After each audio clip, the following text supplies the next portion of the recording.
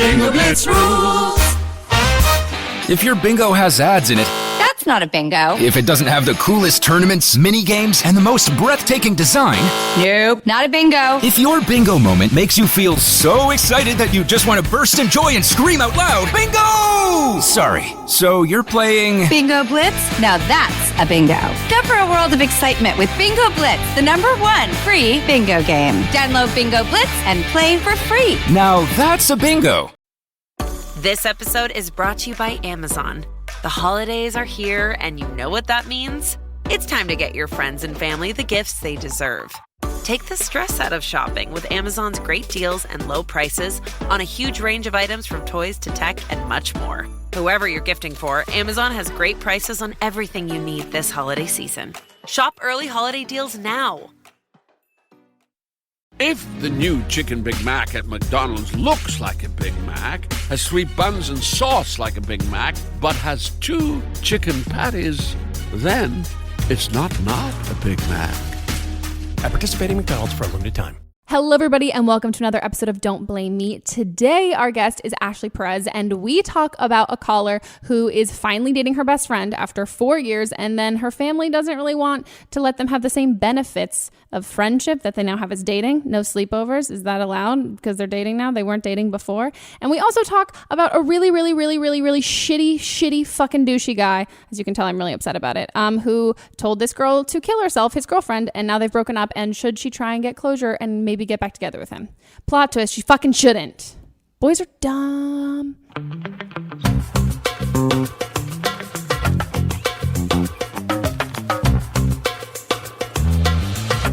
Hello, everybody, and welcome to another episode of Don't Blame Me. Today's fantastic, amazing guest is Ashly Perez. Hello. Hi, how's it going? So good. I love we pretend like we sit down here like we haven't been talking this whole time we've been setting up cameras. We talked about Harry Potter for a while. We did. I told her I was going to copy her outfit, which if you want to see it, we're recording this for YouTube. So go check out her outfit. It's really fucking cute. Are these Madewell jeans? They are. Everything's. I love those. Well, actually, this is urban. That's really cute. Mm-hmm. Fuck, I'm like really jealous of your outfit. Oh, I was going to change. Yeah. You want to change now? Do you want to? I don't care. Does anyone else care? No. Okay. I'm wearing the same outfit from last fucking episode. Okay. Yeah. You know, they know fuck how. it. You know Stick what? it to the man. She's a busy woman. She has to. Yeah. This is called what's it called? Block shooting. It is block shooting, guys. Don't need to give me learn shit about production. Maybe I'll just take a different. I'll put something else out for the picture and the thumbnail. So I just trick people. Yeah. This is going to be really hard for me not to do the whole. Oh, it's entire okay. time. You can do it. Touch it. Melissa's also here. What's up? Hi, Melissa. How would we get anything done without her? We wouldn't. What are your titles today? Okay, editor, producer, director. Okay, those ones aside. The fun ones. Badass. We did Superwoman. Superwoman. Yeah. Oh, I like That's it. why the S is over there. Yes. Mark your territory. So this is an advice podcast. You guys are tuning in for the first time.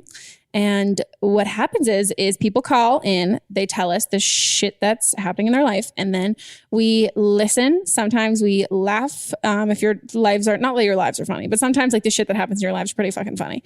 And then we do our best to give some good advice. Maybe not the best advice. Probably the advice that you're more likely to take from, at least for me, I'm like a subpar person of society. Yeah. And like person of society. Like I'm not always going to do the best thing or the right, like, but I'm not going to do the wrong thing. I did not expect person of society to be the thing that you said. I might not always do. You're not evil is what you're saying. No, I'm not. Yeah. Oh, I'm not terrible. I'm not evil. I might not always do like the best or the most right thing in the world. But I'm not going to do the worst thing. Like I'm going to fall somewhere in the middle. Oprah says intentions are the most important part. So there you go. You have good intentions. I do. I always have good intentions. Sometimes it's execution's just like, not that's great. I feel the same. I'm not necessarily the best advice giver, but 90% of my advice is from Oprah, who is the advice giver of the world. So therefore, we're good. Yeah, you are the voice for that. Oprah. If you want to get some sage words of wisdom and some advice, you can leave us a voicemail at 310-694-0976. And for our international listeners, email an audio file to meghanpodcast@gmail.com.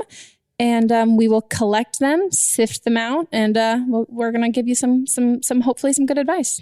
I feel like you'll be good at this. You're like wise and shit. Oh, thank you. I mean, I'm sitting like Buddha, so I'm ready. I was like, you're sitting like primed and ready to like deliver some fucking like. And here it is. Knowledge bombs.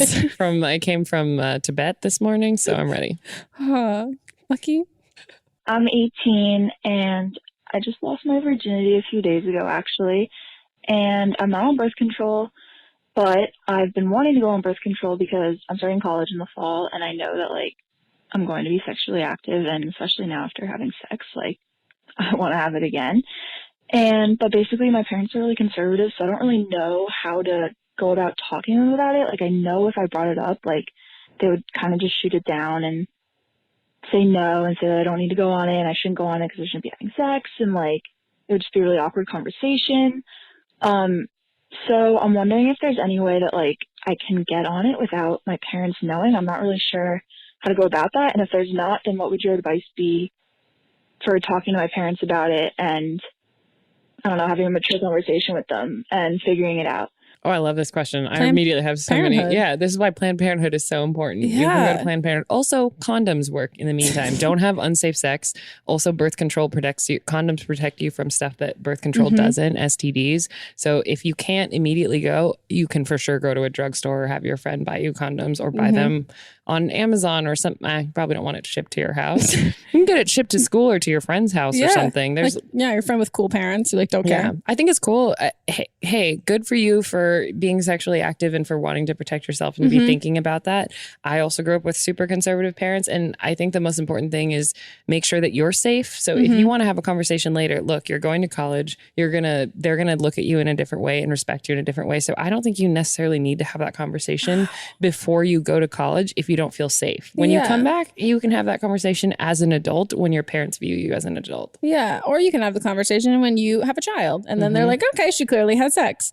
I think there's also, like, as much as, I don't know, like, I think as I had friends who had, like, very, like, what I would call them, like, chill kind of parents. But that also comes from, like, your parents don't necessarily, like, if you're doing something that you think that they wouldn't like you to do, they'd rather that just not know. Like, if you're going to do it anyway, I don't think that they need to know. Also, like, your sexual experiences have nothing to do with your parents. So, like, they're just not tied and related. Planned Parenthood, that's exactly, like, that's why it's around. I remember when Arden Rose, which I've already ratted her out for this before. When she first moved to LA, she was like, I need to get birth control. How do I do this? And that was, like, one of the first things we did. Like, when we moved to LA was, like, Arden got birth control at Planned Parenthood. And I think, like, exactly like you're saying with condoms too, I think that's also a habit you should get in now, because even you're saying that you're going to go to college and you're going to be sexually active. That's the prime, especially if you go to, like, UC Santa Barbara, prime fucking time to get an STD is, like, sex with multiple partners, and making sure that you are not only protected against, you know, like, getting pregnant, but getting an STD. Yeah. And listen, most of us end up with HPV, and it's something that men give to women, and it does nothing to them. It's not fair. And it, you know, you may think it's the guy's responsibility to have a condom. No, if you do not have sex with someone without a condom, then there's going to be lots of guys who tell you that, you know, until you are in a committed relationship and you've both been tested, don't ruin your life over some guy feeling like, oh, I forgot a condom. You know, also watch Knocked Up. You don't want to get pregnant. No, you don't. You don't. You really don't. It's not. No sex is that good that it's, like, worth, like, potential. Especially with an 18-year-old boy in college. Like, no drunk hookup at, like, I don't know, like, AE Pie for Jumanji, which was my thriving party. Like, that's, like, it's never going to be worth the ultimate consequences. Also because, I mean, that's just, it falls on you. Like, when it comes to, like, anything. Your sexual health is your responsibility. So make sure you get in charge of it. But good for you if you're thinking about these things. Yeah. And you can also, at school, you can also go to your health center at school. And your parents would never know that. Yeah, your parents would never have to know. Even a lot of pharmacies now, too, also you can get birth control by going there. A lot of people don't have it. We should point out that the reason Planned Parenthood is important is, you know, it gives people access. And a lot of places don't have access because different governments are different governors are trying to get rid of that access for women. So if you don't have a Planned Parenthood around, it's good to know that there's student health centers or a CVS. Yeah. But condoms are available everywhere. Of course, birth control for men is easy to find, but they're regulating for fucking women. Yeah, they're like, oh, we want to get off, but, like, we don't want to have to, like, deal with your vagina only when, like, we want to have sex with it. Like, you've got the rest of the stuff taken care of, right? We're just going to tax so much. Can we curse on this podcast? Oh, yes. Okay, great. Like, fucking shit. all the time. And also not to be like a shameless plug, I love Planned Parenthood, huge fan. And if you are, like financially able to and are able to donate money, I think that would be a really, really, really great thing for any listeners to do. Yes, 100%. I'm going to do it now. Yeah. This reminds me that it's very important. It's very, very, very important. Saved my ass a bunch of times. High school me loves it. Okay, on to the next call. I'm 20 years old. And I currently go to a nursing school. Whoop, whoop. So my problem is that I don't know, but like ever since I was younger, or like not younger because I'm only 20, but like I noticed that like my friends, when they talk about sex, like they're so into it, and like I can talk about sex all day, but they like always talk about like, yeah, like I just had this dick appointment and it was so good and whatever, and I just like feel kind of left out because I haven't really felt like that before. I don't know if it's because of stress from school or like, I don't know, because ever since I was in 8th grade, I always was like more developed than everyone else. So every guy I've had a crush on has literally only liked me because they were trying to sleep with me, or they're like, oh, she has tits. Like, yes, girl, I don't want to date you. I just want to fuck you, whatever. So I guess what I'm asking is it okay for me to not be like into that right now? Like, it's weird. I can go a whole year without having sex. Like, the last time I had sex was a year, and I do masturbate like every night though. So yeah, I don't know. I don't get why I can do it to myself, but I guess I can't let other guys do it to me. I don't know if it's because like if I know they just want to fuck, then I'll just be immediately turned off, because I do feel like that sometimes. But I don't know. Like, I feel sexually attracted to other guys. I'll see guys like, oh, damn, he's cute, but I wouldn't want to necessarily, like, have sex with them. I don't know. I feel kind of awkward about it, even though a lot of my jokes are kind of like sexual jokes, I feel like you're just doing you. Like that. My advice for you, she literally is doing her. She's literally crushing. Like, this is such a mature... Like, I wish that I was like this when I was young. I mean, maybe at like 20, I think I was kind of similar to this, but like, this is such a healthy mindset, I think. It's also important to know that you don't need a relationship in order to have physical pleasure. I think it's great that you're masturbating. It doesn't make you weird. Listen, you're in nursing school. You don't need, along with that dick and getting dick down comes with a whole fucking personality who might ruin your life right now. So like, so true. If you don't want that and it's not something you need, I do think we should address though what she was saying about how she likes the attention and she has a little bit of fear of if you develop early, that is a big issue. And it's something where, I think you have to start learning that not all guys or girls or whoever you're attracted to is the same, but it's okay. You can have a system that weeds out guys who only want to sleep with you because of your boobs, and you should be able to tell pretty quickly. But that doesn't mean that you have to close. You shouldn't automatically assume that all men only want to sleep with you for that reason. I would trust your intuition with that. Like, girls, especially, I think females have such a great sense of intuition and a great picker when it comes to people. Like, you, especially because like you're aware of the fact that this has kind of made you jaded when it comes to men. You know what to look for because like you've been in the situation where guys have only wanted this. So I would, exactly like you're saying, I wouldn't decide that like, no, I'm never going to like date. And you're not saying that you're not going to like ever date again, but I think it's valid that you have like a fear for that because it is associated with being objectified in a way that's like, I don't know. I think like, especially when you're younger, getting objectified in that way, like you see your friends boys have crushes on your friends who are girls and stuff. And like, instead of that, like you're getting sexualized at like a young age, which it doesn't satiate that same feeling. Cause like obviously it feels good to be told that like you look hot and you look great and stuff, but that it doesn't fulfill the same feeling of being like, I really like you as a person. Like, I think you're really interesting. And like, I really like love spending time with you. Like, it's just super different. And most likely you'll meet someone, the way that you can kind of weed that out is you'll meet someone where most people meet people either at work or through friends or someone who knows your actual personality and not some random guy on the street who thinks that you have a nice body, which, some people meet people that way. But if that's a concern of yours, then you can just already weed out anybody who you don't personally know. Yeah. And I think it comes with age too, especially like young guys or whatever. Like the first time they see a girl their age with tits, that's like not their mom. Like it becomes so crazy. But once you get older, guys have seen girls. They've seen tits. They've seen tits before. Like that becomes less of I don't know. I think also just like, as guys get older, it becomes less of a commodity, less of like, oh, this is what I'm going for. Like, I want a girl who like looks like this and that kind of thing. Like, I think as you get older, and also like you don't have like you said, nursing school, you don't really have time. I mean, if you're masturbating, I could probably go a year without having sex too. Yeah, 100%. Like, you get off every time, right? Yeah, and also like Not you the don't. Same with sex. You don't even like. It's like you maybe you don't have like an hour and a half to like go to dinner with somebody and like meet someone and vet them and find out if they voted for Trump and like get birth control all of that and do stuff. all the things You literally have do. 15 minutes like right before you fall asleep at night. Right. Like that's Get the deep good sleep. Yeah, get the deep fucking sleep. nice deep sleep. That is so funny. Also, I just want to say you are normal. That Oh, is yeah, the it's biggest thing. super normal. You're asking if you're normal. You know what? I have friends who talk about dick and who talk about things and just sex in general. I'm gay, but my friends talk about sex in a way that I don't really talk about sex, but that's just who I am. It doesn't mean that you're a prude. It doesn't mean that you're different or wrong or that you should be like them.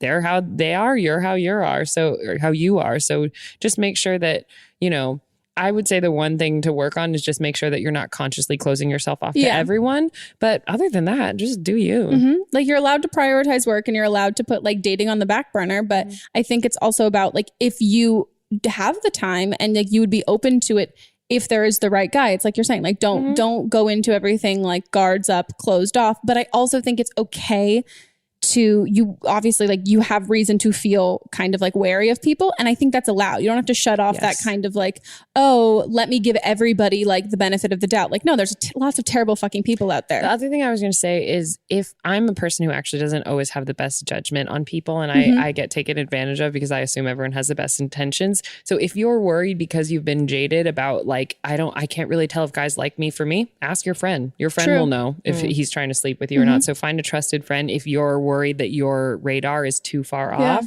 ask your friend to be like, do you think this guy actually likes me? And they'll tell you. Yeah, DM me the screenshots of your text. I'll tell you. I constantly would tell my friends and they like don't want to hear it. I'm like, this guy just wants to fuck you. They're like, no, I think he's great. I'm like, okay, we can think he's great, but like I think he just wants to fuck. Yeah, I'll be like brutally, truthfully honest. But yeah, I think also it's a kind of a different situation, but every time when it comes to relationships, I always think it always works. It never works until it does. And especially like dating and guys, like whether that's, you've definitely got it in, it's sucky when it's like all the same kind of similar situation that keeps happening over and over again. But, like there's not that I'm gonna say like there's a person out there for everybody, because I think like you can adapt and who you are to like other people who like come about and stuff. But this was a small fraction of your life. You are only 20. You have so much more of your life to go. So like associating dating with that and like boys and stuff with that, just think when you're 40, you'll have like, oh, you can associate your 20s between 20 and 40 with some totally different outcome. Like that, what happened to like how that reaction was when you were younger is not just, it was a part of your past, but it's also like such just, to me, sounds so much like, yes, young boys and like young girls and being in that situation. In general, my advice for straight people too is for young women is to date people who are slightly older than you, because men your age, almost it doesn't matter if you're a 22-year-old woman, you should date a guy who's 25, or if you're 29, you should probably date a guy in his 30s, because men aren't at the same developmental age as women until they're truly in their mid 40s. And so if you're looking around and you're going out with people who are your age, those guys are probably just looking at your tits right now because they're not like you being like, what's my career? I'm going to be a nurse one day. They're literally like titties, titties, titties, titties. Yeah. I literally would never motorboat that shit.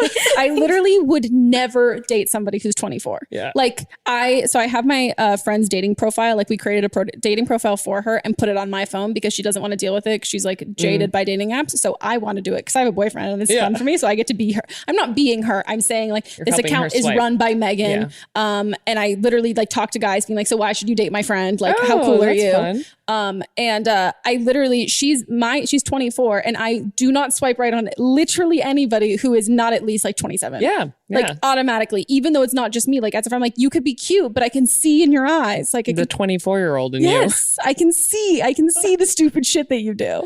So, yeah, I think you'll be fine. So fine. Okay. We're going on to the next call.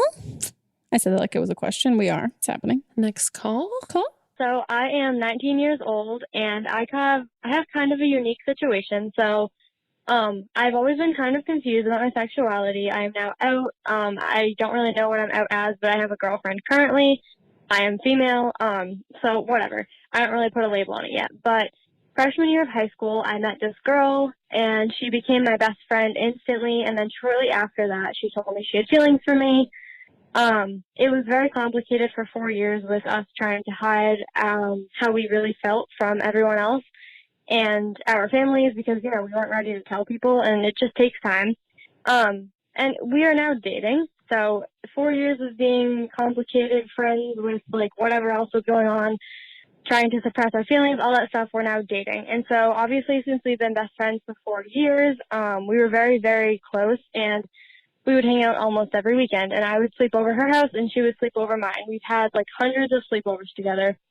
But now that we are officially dating, my mom is totally cool with us having sleepovers because we're 19 years old, and her parents are not. And I just don't know what to do about that because it really bothers me just because I was so used to it before. But obviously I don't want to overstep my bounds and, force things that her parents aren't okay with. So I was just wondering what you would do in this situation because it is so weird having to drive home 25 minutes from her house all the time when we hang out, and I'm usually at her house, and I don't love driving home, but I'm not allowed to stay over. I love this love story though. I know. This is my fucking life. So get ready for a lot of personal advice. Fucking take it away. Awesome. No, this is literally what happened with me and my current girlfriend. We were best friends for a long time. She didn't date guys before, or she didn't date girls before. And so I just thought we were friends. And over the year, it was probably a year and a half that we were best friends, and we would sleep over. We would, just do normal best friend things, go to dinner, hang out. And I didn't really think anything of it besides the fact that I kind of had a crush on her, but I was this is just my straight friend. And then I think you kind of realize that something changes, and then we started dating. But I think it's important and it's good for the relationship for things to reset, because you are so different with your best friend than you are in a relationship. And you also want to give your relationship all the fun of being in a new relationship. Yeah. So I understand why this is a confusing period of time. It sounds like her parents also might be a little bit homophobic or getting used to whatever this is. And so I think it's important to respect their rules too, even if it makes you uncomfortable. It's great that you have a safe space with your parents. So talk to your girlfriend about that and say hey, I don't like driving so late at night. So if you want to stay over, or if we're going to hang out at night, can we hang out at my place? But I actually think that good for you, and I'm so happy for you, but it is important to have that reset moment, because even, it's weird when people get married, even if they were together for 10 years beforehand, you celebrate the anniversary of when you got married because it signifies a different change and a different commitment. And this is the exact same thing. You might have been best friends for 4 years, but you've only been dating a couple months. And so when you're dating a couple months, it's so different than when you've been dating someone for, I don't know how long you've been dating your boyfriend. I was going to say, so obviously a very different situation, but he and I were friends for about he was my best guy friend in LA. One of my best friends in LA. I won't tell him that. He'll be like, I was your best friend. But one of my best friends in LA for about a year before we started dating. Yeah, I think a little over a year. And then we started dating. And when we were friends, we had a flirt. So we were work friends. So it was kind of the joking, work husband, work wife kind of thing. Yeah. But it was definitely flirtatious, but not in an overt way. But we also constantly used to say love you, you're the best. And when we started dating, we had to stop, and we used to send heart emojis and over the top, kind of being sarcastic, but we both had crushes on each other. So it was okay, but we weren't dating, so it was fine. But so then suddenly we had to stop saying I love you, stop I had to then think about oh, I'm not gonna text him back right immediately. I'm not going to send 15,000 heart emojis and be do you love me? Do you think I just annoying shit that I would do when we were just friends. And it was super, super weird. And it made me feel it's in hindsight, I'm so glad that we both we didn't even communicate it. We both just kind of suddenly stopped saying me and my girlfriend would say love you too, because you're friends all the time. I do love you, but now I don't love you in that way. But I can't say I love you because it means something totally different. But now looking back on it, I'm really glad. But then at first it was super weird and awkward, and I did feel a little. Not that you feel necessarily insecure, but it's kind of just you feel you're backtracking in a way, but you're not, because you're starting something so completely different that also I think that's the intimidating thing about dating friends too, is it feels shit, we already know each other so well. This is 3 years in the making that's now sped up, and we've only been dating this amount of time. Like you're saying, it's a good separation to kind thing. of build the excitement. And it's important to separate it now because I don't know how long you guys have been dating, but after you date later, there are things you tell your friends that you would not tell someone that you are newly dating, which will get you into trouble later. And so it is important to set that delineation now. If this was before we're dating, this is how we acted towards each other, and this is after. Because later when your partner's like, well, what about the thing you told me? I was like, that's when you were my best friend. Oh, I literally did that. I literally told my boyfriend about this like guy that I had like had a will they, won't they, like, oh my God, are we going to hook up kind of thing. And then when we like first started dating and the first month of us hooking up, I was like, yeah, I'm going to go hang out with this guy. And he's like, didn't you guys like used to hook up? I'm like, fuck, you shouldn't know that. It's very, well, and you would not tell someone who you met normally, but this is a good thing. Also, anyone who is listening who has a friend who is a best friend who you feel feelings towards, careful what you say to them. Truly. Because they're not going to forget too. They won't. And when you're someone's best friend, you tell them all the juicy details and all the back and forth of it. But the separation is good. It's going to feel weird. And so it's okay for it to feel weird. But I also think, you know, in general, in relationships, you cannot change people's family. You cannot change how people feel or view themselves. And so you have to respect, if that's an actual boundary, then you have to respect that. Because you know what, to be honest, her parents are paying for that house and your parents are paying for your house. So you don't get to set the rules. True. Yeah. And it might not be like a homophobic thing. They might just not want. Yeah. Maybe even she had a boyfriend. She was like, no boys are allowed to sleep over. My parents, when I was in my 20s, my parents wouldn't let a guy that I was seeing come stay the night with me. Yeah. You know, that's totally, you're 100% right. It might not be homophobic. It might just be like, there are different rules now that you're dating, and they're acknowledging that too. They're maybe trying to protect her in the same way we're trying to protect you. Of like, it'll also be more fun for your relationship. Like in a new relationship anyway, you want to be around each other all the time, but take time to be apart from each other, because it's so fun to get done with a date and then not be able to go to sleep because you're like, I am obsessed with this person. If you're just with each other all the time, like nothing changed. Yeah. 4 years from now is not going to feel any different than what it felt like in the beginning. I think I find that it's important to like give every part of every like timing or section of a relationship, like it's time, because like every part of it is fun. And I like talk to my friends about that who are like super not into like don't wanting to start dating. I was like, but no, remember the point when like you both know that you like each other and like you're waiting for them to text you back and like you're not concerned that like they don't like you, like you both know this and you're just excited. That's really fun. And the only time that should change is when you want more than that. And then when you like start dating should be fun, and this should be like exciting and great, and being boyfriend and girlfriend. And then it's like, I use this advice when people, they move in together. I'm like, not that I'm saying when dating's no longer is fun, you should move in together, but like when you've had your fun with this, and you've done this is the time you've done doing this. Now you're going to move on to the next step. But when everything is like so fun at the beginning, it can be, it's enticing to skip not enjoy those time periods and be like, no, but this is so great. Let me do this, and this. Everyone has had the thought when they're dating someone new of like, I need to marry them immediately. Like everyone skips right to it's right around 6 months of dating someone where you're obsessed with them and you don't live with them. And you're just like, I can't picture anyone else in my life. And you're like, I need to marry them. That's what has to happen. This is the only thing that can happen. But but that's what happens in that stage. So I 100% agree with you. Don't skip all that stuff, because that stuff will happen later. Yeah. And it's fun. And I think also when things are going, I don't know, like so my boyfriend and I, we moved in together quite quickly, but not officially, which is like kind of like how I kept my like 1 foot out the door thing, being like, well, no, I mean, like you can sleep over here every night, but like you still have to have an apartment. That he like didn't have a bed set up there, but like I knew that he had an apartment. So like I was like still able to create that kind of barrier. And then when we moved in together, it was like, there were so many times that when we were dating, like, and if we had like officially lived together or whatever, like there are times when, like I came home really late and I was like really pissed off about something or whatever.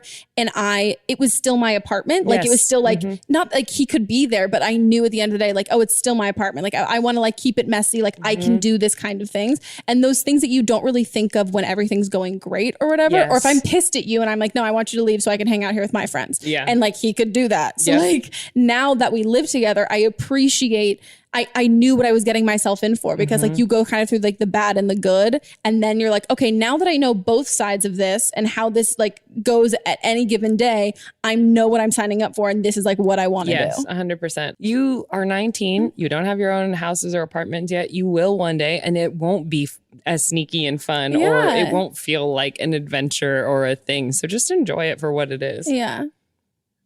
Oh, I'm so happy for them. This sounds Me like such too. a cute love Congrats story. on dating your friend. I love it. 4 years. That's crazy. Yeah, bruh. Ugh, I'm impressed. Go, you guys. Okay, guys, we're going to take a quick break and we will be right back.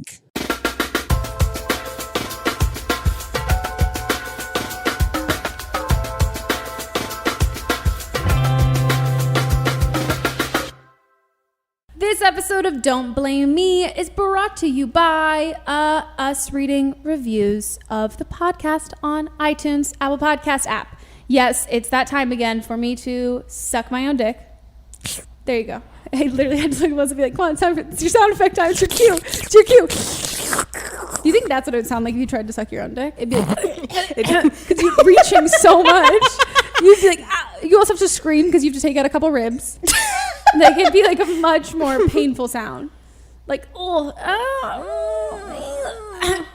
was watching an episode of Real Housewives Atlanta, and there was a guy, his name was, I forgot, it was something with dick in it. Addiction, maybe. And his name was Addiction? That was his stripper name. Oh, okay. And he could suck his own dick. Shut up. Did he get ribs removed? Nope. He just had a 12-inch dick and a flexible back. Yoga. Namaste.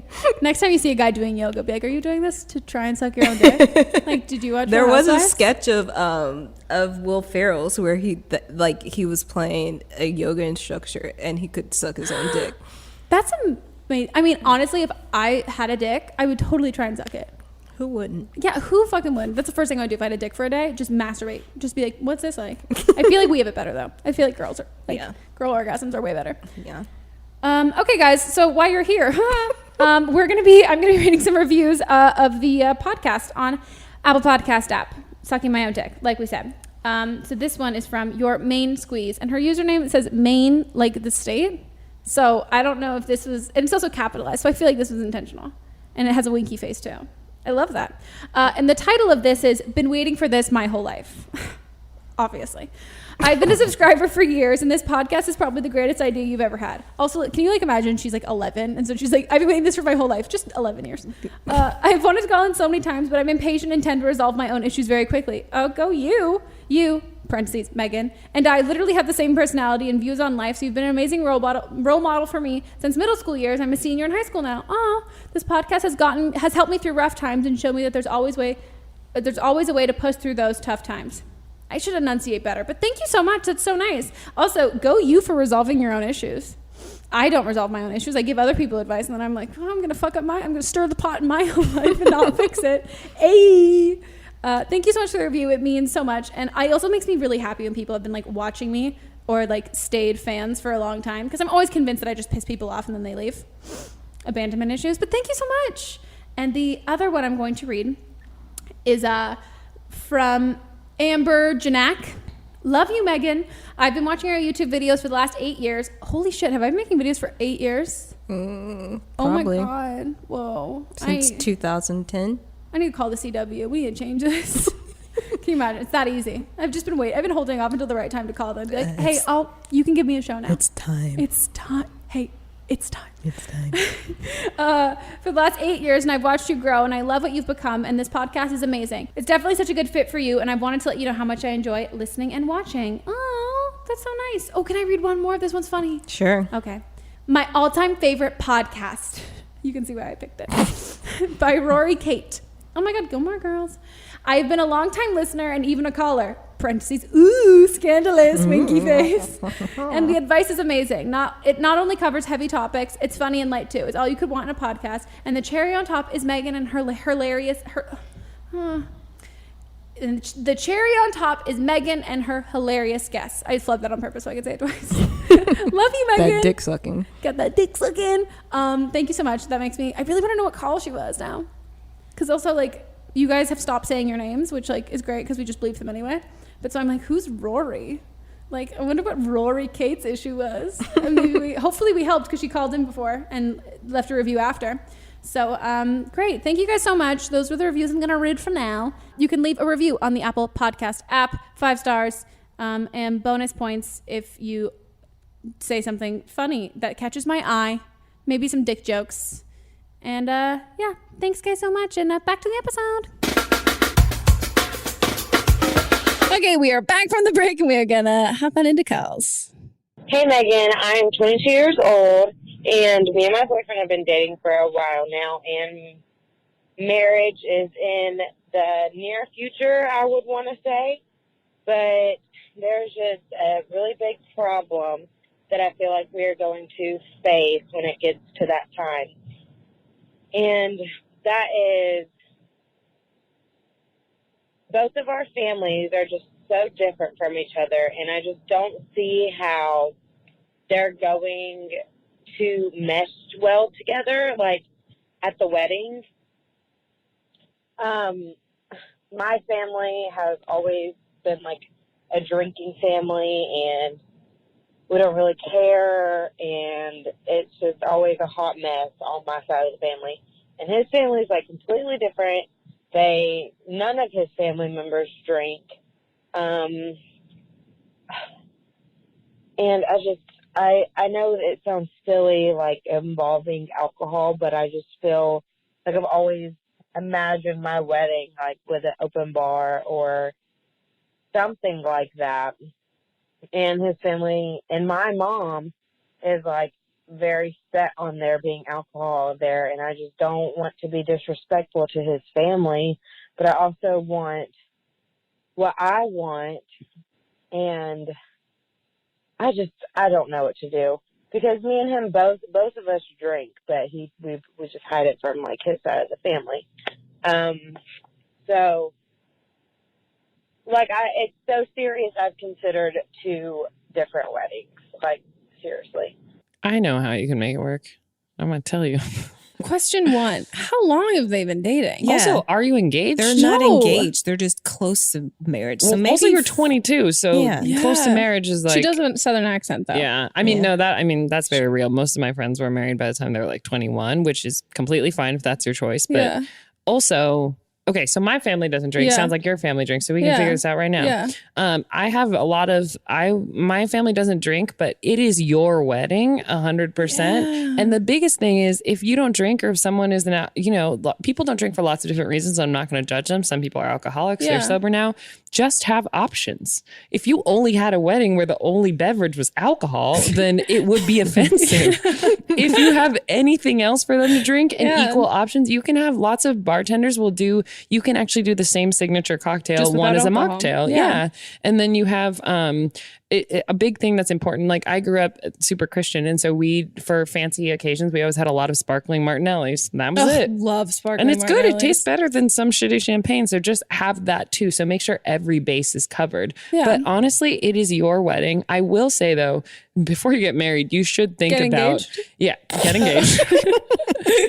Truly. Also, don't think about problems that don't exist yet. Yeah. I feel like you need a dog. Like, I mean, that's like really rich coming from me, because I 100% like have anxiety about things that are like 10 years down the road. But like this just seems like it is true that you don't want to get engaged either without thinking about what your lives will be together. But if alcohol is the biggest thing that you're on your stressed wedding, about, like just on one night, I think it is a real thing. Like it helps when your families get along, and it means, you're going to be interacting with those people for the rest of your life, and they're going to know your children and all that. So you have to talk about like how to assert yourself if someone's parents on either side is not okay for something. But when you get married, you're starting a new relationship and a new family. And so the rules are your rules. That's it. Yeah. I think like also the idea that you guys hide drinking from his parents. I think if his family doesn't drink and they don't keep alcohol in the house, respectful to not drink in their house and not bring alcohol into their house. But like what you do on your own time,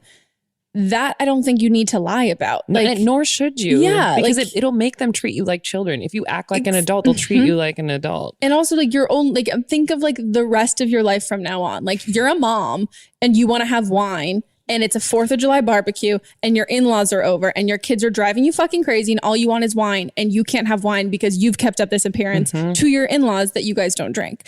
There's a way to be respectful of that. And I also I don't drink. So like I go to weddings far too often for people I don't really know that well. And there's always like I am not offended by other people drinking. No. Like it's a personal choice. Obviously, I don't know the situation with his family and why they choose not to drink. But most of the time, a common misconception about people who like choose not to drink is that like most of the time it's about you. It's not really about anybody else. And also, if it is about anyone else, his whole family can hang out with his whole fucking family. They don't have to hang out with your family. Weddings also, it's not like, it would be great if they got along and they were like friends and great, but like it is so rare that I've ever been to a wedding where all I do is see like there's the bride and groom and all like the in-laws all hanging out together. Yeah, like there's like one side of the there's like two sides of, there's two families and two family friends at weddings. Like they're going to have to be entertaining like extended relatives and like family friends just as much as you're going to have to be doing all of that stuff, that I think on the day specifically, you won't even like, as much as it's like a stress right now, you're not even going to like think of them drinking or not drinking on your wedding day. You're gonna have so much other shit to think about that it's not even gonna cross your radar. And I think you shouldn't be ashamed of your family being a hot mess and like embarrassing, like, not that I'm saying that you're embarrassed by them, but like how they're just two different sets of people. I think also give your family a little bit more credit of being like, it's your wedding. They're not going to like, maybe they will, but like, they're probably not going to like rip their shirts off and say body shots. I hope they do. I hope they fucking do too. And I hope I'm invited. I know where you guys are. And then also I would say like, give his family the benefit of the doubt too, that maybe they're not like judgmental people. Yeah. They just like are choosing a different lifestyle option. Yeah. And that 100%, you don't know why people don't drink. The other thing is, I think you're totally right about respect the rules of whoever's house you're in. So I had an uncle who drank and the rest of my family didn't. When the parties were at his house, there was always alcohol if anyone wanted any. Yeah. When he went to someone else's house, he didn't bring a bunch of alcohol with him. But I also think that, you can have these conversations too. The wedding is your event. That's your house. And so you can do whatever the hell you want. And if they want to be pissed at you at your wedding, just ignore them. There's so many other fucking people there. Yeah. Enjoy your day and do whatever's going to make you have a great day, because years down the road you'll be pissed that like you didn't have fun because you were thinking about your in-laws. And then what if you only see your in-laws twice at the wedding, and then you're like, I made this entire fucking thing for you and I don't even see you. Yep. Like, but also first get engaged, like we were talking about the stages of the relationship. Get engaged first. Enjoy the stage you're in. Do not worry about like, please don't start talking about how you're going to raise your kids and whatever. Wedding like, planning. You can talk about that stuff when it's time.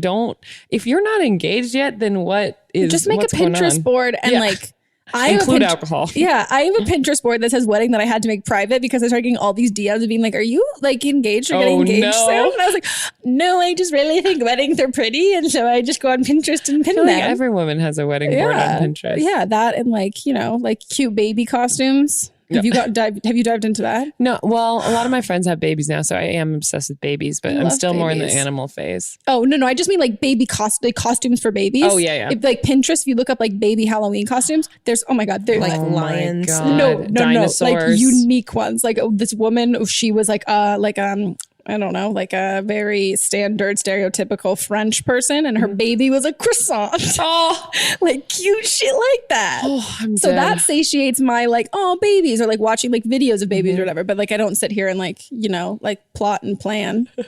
So I do definitely have like a list on my phone of all the names I want for babies, which are being shot down by my boyfriend immediately. It's important to have that list. Okay, on to the next call. I am 19 years old, and I'm coming to ask you about closure after the end of a relationship. And I'm kind of like baffled right now because I'm coming to you right after this situation. I'm like crying, so you're taking my big sister role that I don't have, so thanks. But so basically me and this guy have been together for 7 months, and he took my virginity, which I know you're always like, virginity is what you make it, and it's not like, socially it's not a big deal, but to me it always has been, just because I get so emotionally connected to people. It's not even like a religious thing or anything. It's just like sex will emotionally connect me to you, which is God, a blessing and a curse. But so yeah, I'm connected in that way, and that like breaks my heart all the time.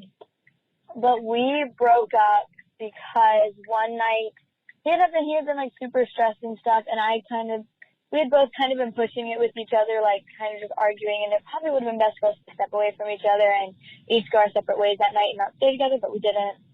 Anyway, so that night he was like drinking and smoking, so he was cross, and he got really mean and mad at me, and he told me some really mean things like, go sleep on the grass and kill yourself, or like jump off the bridge is what he actually said. So anyway, that was like super bad, but we've been broken up, and I haven't talked to him since because I was like, no, I know my worth. I'm not doing that.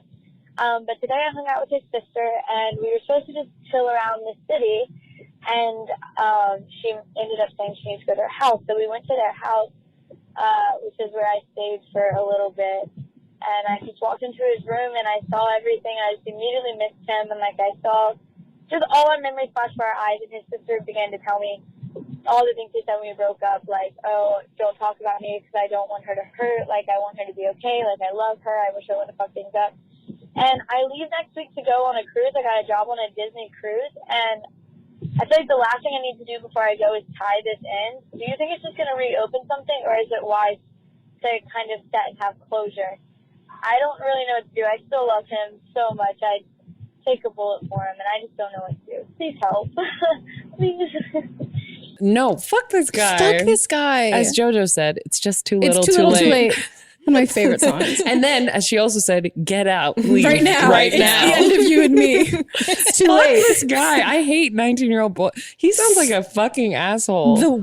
He sounds terrible. Listen, people who are nice people don't get drunk and say you should lay in the grass and die. So he might feel sorry now or jump off a bridge, but he is not a nice person, period. I don't care if he's telling your sister or whatever, or his sister, but that it's just fuck that guy. Exactly that. My boyfriend, the first time he ever got super drunk in front of me, he accidentally told me he loved me. Like that was like, and I had to be like, I feel like you don't want to say that right now, but like I'm not a huge believer in like drunk words or sober thoughts, but there are some phrases or some things that like no matter how inebriated I was, gun held to my head, I wouldn't say to somebody, and especially somebody that like you love and you care about.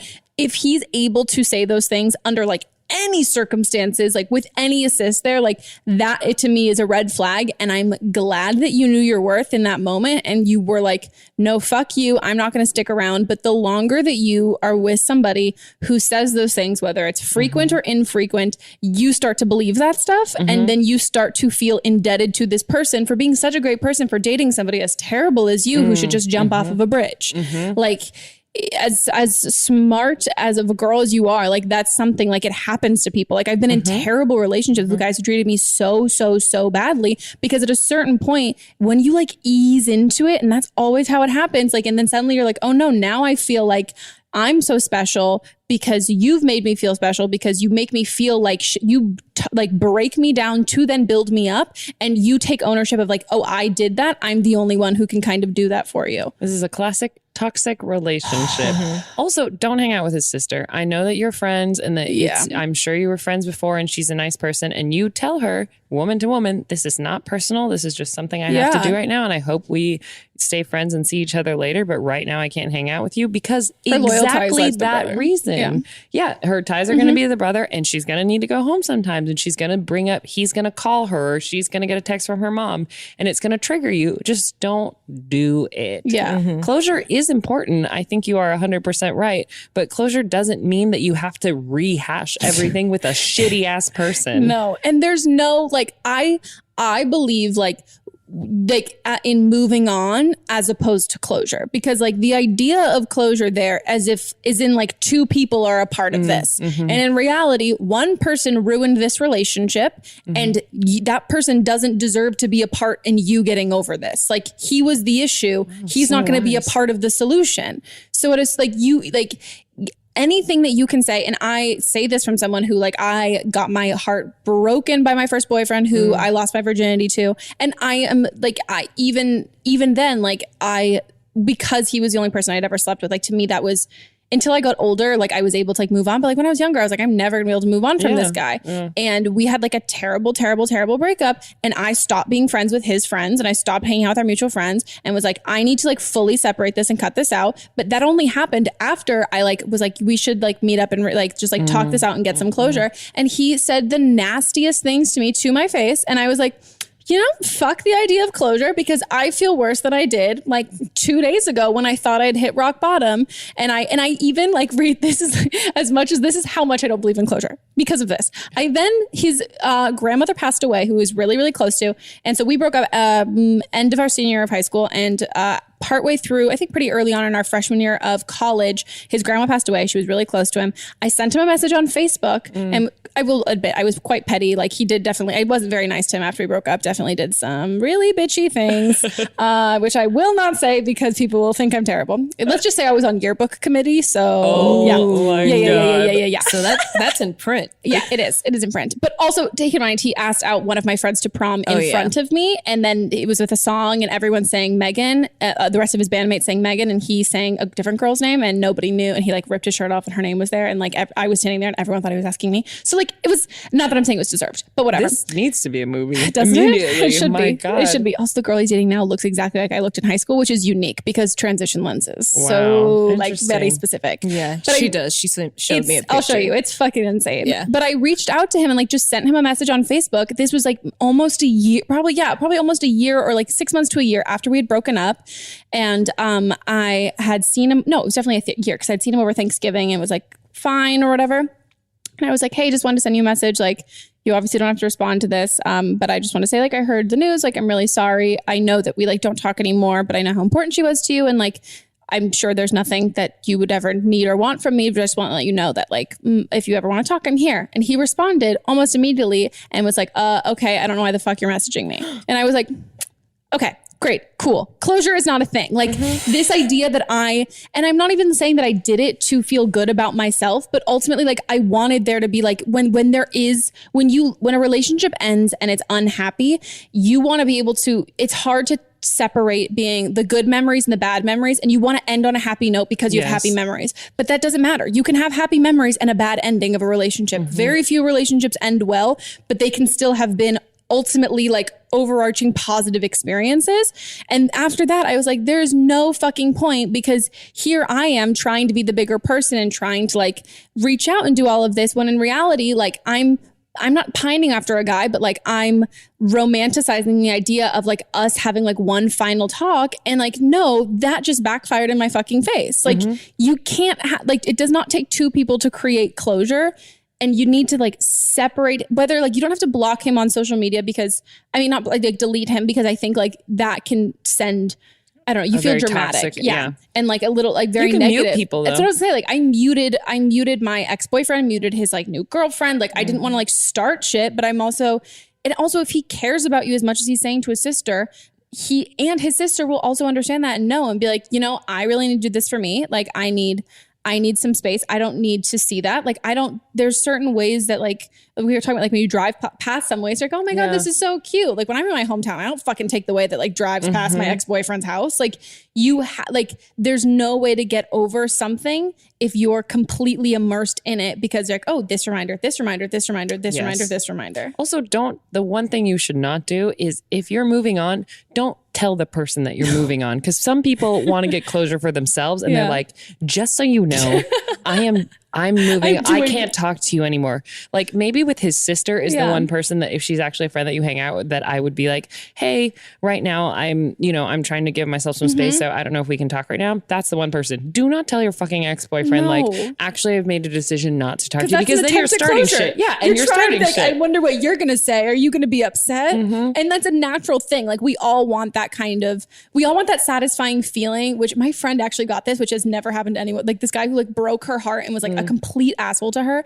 And she was like, he's never going to realize and like appreciate how great I was. She got a message like 6 months ago. It was like, I just want to let you know, like you were the best thing I missed out on. Like I like didn't appreciate you and I had you. Like, and I think you're amazing and great. So she's the only person that's ever fucking happened to. And the one thing that I will say is the only time you do get moments like that is after a lot of time. Years. Time is the only closure. So when it doesn't give you that feeling of butterflies anymore. You trying to get closure in the time of the exact feelings of your relationship will not happen because people have to grow. And so maybe this piece of shit man in 10 years will be like, I'm sorry, I was a piece of shit when I was 19 and I'm really sorry that you were in the crossfires of that. Doesn't mean you have to give him any more of your time. So just fucking move. You're going on a Disney cruise. Go have some fun. Also use condoms as per our other. Yes, please do. No, don't get pregnant. I hear there's a lot of orgies on. There's a lot. I lived on semester at sea. So I lived on a boat for 6 months. I had friends who did that. They had, when you walked in, there was seasick pills and a bunch of condoms. The condoms were gone the next day after we sailed and the seasick pills just remained there. So holy shit. Yeah. That's hella fun. I also want to point out like the nice things that he was saying were to his sister, and he didn't say them to you. And he apologize for the horrible things that he'd said to you. And did he tell his sister that? Like, does he say those things in conversation? Like, oh yeah, by the way, or is it like, oh wow, no, this is like this very dark side of him that nobody else knows? Also, I just want to stress he's a piece of shit. I'm sorry. There's literally no other. I don't want you to take away anything except for this is not a guy who deserves any of your time. And I'm glad that you've already made that choice. But we would like to reiterate that he's a piece of shit. And it doesn't, I think something that was really hard for me, because I'm a people pleaser and someone who likes to have people happy around me, was also trying to get, even just with friendships, that feeling of like, okay, but I feel bad for not having good intentions towards someone and goodwill towards them does not mean giving them your time. And if you're someone who likes to please people, it's very hard to make that distinction. You have to learn that you not engaging with someone doesn't mean that you have ill will towards them. It just means that you like yourself. Also, let us know what you're doing on the cruise. Like, what's your dancing? job? Or are you like, are you singing? Are you in the water? Are there water things there? Like a mermaid, like Ariel? Oh yeah. Like a dance, like a show, like are you comedy? Are you a character? Are you a furry? Are That's you Mickey? so hot. Where's the cruise going? Okay, guys, now we're going on to Producer's Corner, where Melissa will pick either an update from a caller from a previous episode giving us the update on what's happened on that situation, or we have somebody who has some of their own input from a different episode for some advice that we might have given. Maybe they've got better advice. Yeah, so this is from the episode with Alexis Waters. Speaking of cruises, this is an update on the girl who her boyfriend told her that she was almost the one, and then she went on a cruise. So yeah, isn't that oh my god, isn't that terrible? Yeah. How old are these dumb boys? Boys are so boys stupid. Boys are super dude. Try being gay, y'all. Super dumb. Yeah, she's in her 20s. Boys are still dumb though. Like Moss is 28, and he's still a fucking idiot. Oh yeah, no, they don't get good until they're 30. Yeah. That's why I don't understand girls who don't have friends. Like, but how do you have conversations? Like, oh, we got to do a whole other podcast about girls who don't have friends, girlfriends. So scary. Hey, Megan, this is a callback. I'm the girl whose ex-boyfriend told her that she was almost the one. I'm happy to say that I'm doing a hell of a whole lot better. I went on my cruise. It was on a Disney cruise, although I did laugh at your guys' comments. But I went on a cruise, and I had an amazing time. It could not have come at a better point in my life. I actually had lunch with my ex last week, I think, just getting closure. I mean, he said we were going to be on a break for a month, and we met up after the month. And he told me that right after he broke up with me, he downloaded Tinder, met a girl, and he went on a date with her like a week after he called the break. So all that he said about needing to date himself for a little bit and focus on himself was, I guess, bullshit. So I was really blindsided there because, I mean, I handled the break pretty well. I took time to take care of myself and figure stuff out on my end, but he was already seeking someone else out, which is kind of shitty, but I mean, hey, like, whatever, I guess, at this point. I don't know. He sounded really excited about her when we went to lunch, and I was just like, what the actual fuck is going on? But that's okay. We closed that door. He and I are not friends at the lunch. He said, maybe we could be friends and you could be like my sister. And that, I think, is just as bad as hearing that I am almost the one. So this boy just pulls out all the lines. But with that being said, I'm doing a hell of a whole lot better. I got a job promotion. I got this really cool internship, and just a lot of things in my life are going right. And I may or may not have hooked up with someone on the cruise. That's a story for another day. But I don't know. I have my fun. I'm living my single life, and I don't need my ex anymore. Like, he can do whatever the fuck he wants, but I'm done with that. The door is closed, and I'm moving on, and I'm feeling really, really good. So I just want to say thank you guys so much for taking my call and giving me amazing feedback. You guys are so funny, and yeah. She's thriving. You can hear her voice. As Beyonce says, the best revenge is your paper. She's like getting promoted. She's doing this fucking guy. This is exactly why you don't get closure, because you don't need some stupid guy telling you that he got on Tinder and he wants you to be his sister. Ew. What like you guys have had sex. Oh, that's so weird. Men are so dumb. That's the dumbest shit I've ever heard. Dumb. And you know what men think they're doing when they do that too? He's probably like, wow, I'm just like, I really love you and I want to be helpful because you're so obsessed with me that your consolation prize is you can be my sister. And I just want you to know that like I really respect you as a woman and not just sexually. Like I know we dated, but like I'm a feminist and I love you besides that. But like I just want to be in your life because like you're an awesome person and I think you want me in your life. And this is the capacity in which I'm going to give it to you. Oh my God. Everyone who's listening now, please never try and get closure. I'm going to tell everyone closure doesn't exist. It doesn't. It doesn't. There's moving on. There's no such thing as closure. All closure is going to do is fucking make you be like, honestly, maybe there's a little bit of truth to the fact of closure now, because usually if you're seeking out closure, all you're going to get is the person that you're dating being even more of an absolute idiot. That you'll be like, oh, okay, maybe that's it. But I think save yourself the kind of heartbreak. But shit, this guy is a fucking idiot. I could just perfectly see it. Him being like, so I actually downloaded Tinder and I'm super excited about this new girl. It's like, go fuck your fucking self. Why would you tell me that? That's why? He's so smarmy. Also, he was trying. I feel like this is another thing we need to talk about. Just people afraid to be honest. When you're in a relationship, if your partner confronts you and there's actual issues, say what you need to say. Say that I need space. Say that I'm thinking about dating other people. And it's very hard. I will tell you that it's not easy to say those things. But this is what you get if you fucking lie to people. Oh my God. Where you have this whole false premise and the other person looks like an idiot. Yeah. I really want to be with me. Fall in love with me again. I want to date myself. Yeah, he said he wanted to date himself. Yeah. And she like respected it. It was like, that's very mature of you. That's like really great. And we were being like, not very mature of him to admit that. No, I didn't want to do that. But shit, I'm so glad you're thriving. I'm so glad you have fun on the cruise. This makes me really excited for the previous She called it a hocation. Yeah, hocation. Yeah. Her voice sounded like her skin looked great. Didn't it? She sounded like she was glowing. Tell. Yeah, you can tell. Yeah, she brought sheet masks on that trip. So many fucking sheet masks. Well, I'm happy you're thriving. It's great. I think this is also like, it was kind of nice to have like a little like button on the end of our rant on closure. Yeah. Like this worked perfectly. And also cruises. Yeah, apparently if you're going to be like newly single, go on a fucking cruise. Yeah. And now previous caller knows it's fun. But bring condoms. We're tying all the calls together. Wrap it up. On cruises, do you think it's the people who work on cruises that have sex, people who go on cruises? Because now we have a crew everything. Really? Yeah. Okay, because I've been on 2 cruises and I didn't have sex either one. I think the crew is also paying a lot. I mean, it's basically like college. It's a enclosed space. But if you're just on the cruise. Yeah. Well, thank you so much for being on the podcast. We're done. Wow, that was it. Yeah, you're so great. We have to have you back. Yes, I'd love to. I say that, and this time I really fucking mean it, though. Oh, I'm so excited. No, you're so good at giving advice. I love it. And I'm just going to like, you're my new style icon. Hey. And your socks match. Next time. You really have your life together, don't you? I actually do. I'm like a Google Doc person, yeah. I have Google Docs. I don't have my life together. I didn't know those were mutually exclusive. Do you use your Google Docs? Yeah, but like for what? What do you mean? Like what should I have in my Google Docs? I mean, I have like a document that's like my whole financial document and all the things that I do. Yeah. Well, this was a pleasure, truly. Thank you for having me. Well, where can people find you on the internet if they want to, which they should follow you? At ITS Ashly Perez, Ashly with no E.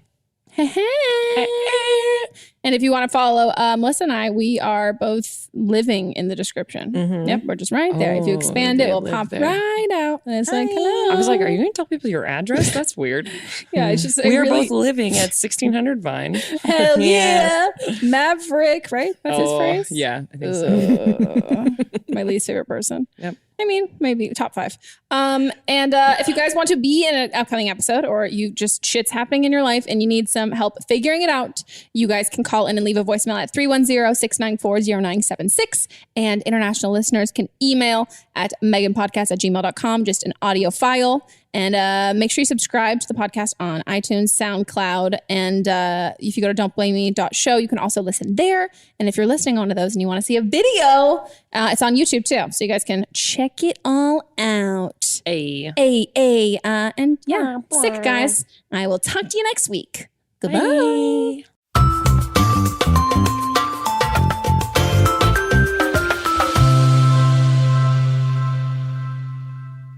Don't Blame Me is a production by me, produced, directed, and edited by Melissa DeMonts. Post-production sound by Chris Henry, production assistant Julie Carley, and music by Giacomo Picasso and Ryan Hunter. I'll see you guys next week, and don't blame me if your life, completely fucks up before then. Oh.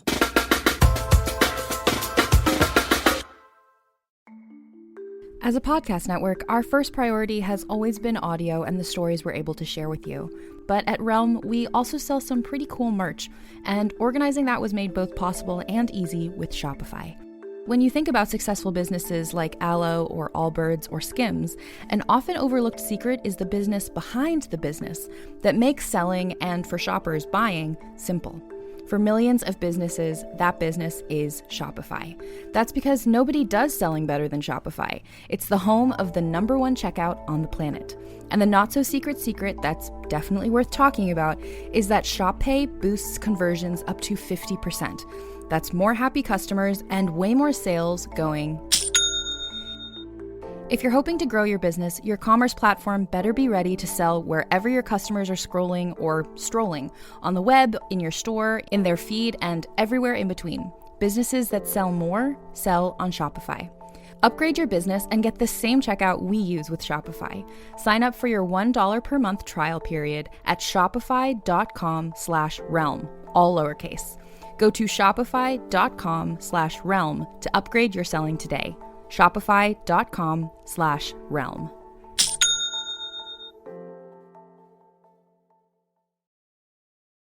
What's up, everyone? It's Noah Daniels. Hey, y'all. I'm JJ. Hey, guys. It's Kat. And we're your hosts of the Real Hauntings podcast, where we bring on guests to share their first-hand encounter ghost stories and supernatural experiences. Now on to the trailer. I've been warned to not tell this story, but I think because of the way it ends, it's okay to tell this story, because some people say that with certain entities, to like speak of them or talk about them or in any way like portray them as powerful will attract them to other people. The creepiest thing about it to me is a lot of times it would wait for me to notice it. Like, it would just lay its arm out like this, and then I'd be like, where is it? Where is it? And then I'd see it, and then it would just slither back. For more information on the Real Hauntings, Real Ghost Stories podcast, make sure you check out real.fm to learn more about our podcast and many other amazing podcasts. Contained herein are the heresies of Radolf Buntwine, erstwhile monk turned traveling medical investigator. Join me as I study the secrets of the divine plagues and uncover the blasphemous truth that ours is not a loving God, and we are not its favored children. The heresies of Radolf Buntwine, wherever podcasts are available.